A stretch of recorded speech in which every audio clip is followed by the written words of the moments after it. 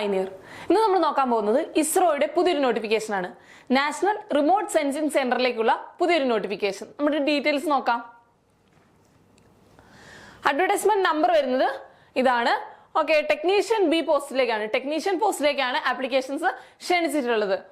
Salary scale നമുക്ക് നോക്കാം. 21,700 മുതൽ 69,100 വരെ സാലറി സ്കെയിൽ വരുന്നുണ്ട്. 21,700 മുതൽ 69,100 വരെ സാലറി സ്കെയിൽ വരുന്നുണ്ട്.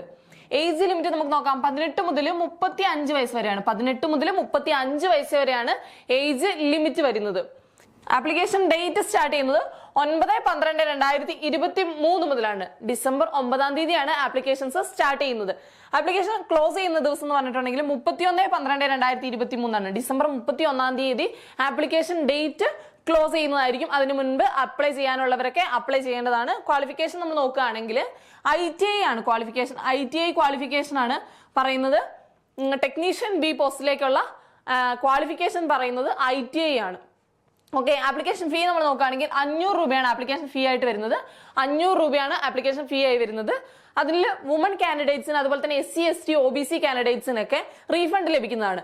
400 രൂപ റീഫണ്ട് ആയിട്ട് ലഭിക്കുന്നതാണ്. അവർക്ക് 100 രൂപയാണ് ആപ്ലിക്കേഷൻ ഫീ ആയിട്ട് വരുന്നുള്ളൂ. ആപ്ലിക്കേഷൻ ഫീ ശരിക്കും എത്രയാണ്? 500 രൂപയാണ് ആപ്ലിക്കേഷൻ ഫീ ആയിട്ട് വരുന്നത്. ഇത്രയൊക്കെയാണ് ഇസ്രോയുടെ പുതിയ നോട്ടിഫിക്കേഷന്റെ ഡീറ്റെയിൽസ് എന്ന് പറഞ്ഞിട്ടുണ്ടെങ്കിൽ. ടെക്നീഷ്യൻ പോസ്റ്റിലേക്കാണ്. ക്വാളിഫിക്കേഷൻ ഉള്ളവരൊക്കെ അപ്ലൈ ചെയ്യേണ്ടതാണ്. ഒഫീഷ്യൽ നോട്ടിഫിക്കേഷൻ ഡൗൺലോഡ് ചെയ്യുക, അത് വായിച്ചു നോക്കുക, എന്നിട്ട് അതിലെ ഡീറ്റെയിൽസ് കറക്റ്റ് ആയിട്ട് ഫോളോ ചെയ്തിട്ട് അപ്ലൈ ചെയ്യാനായിട്ട് ശ്രദ്ധിക്കുക. Okay, thank you.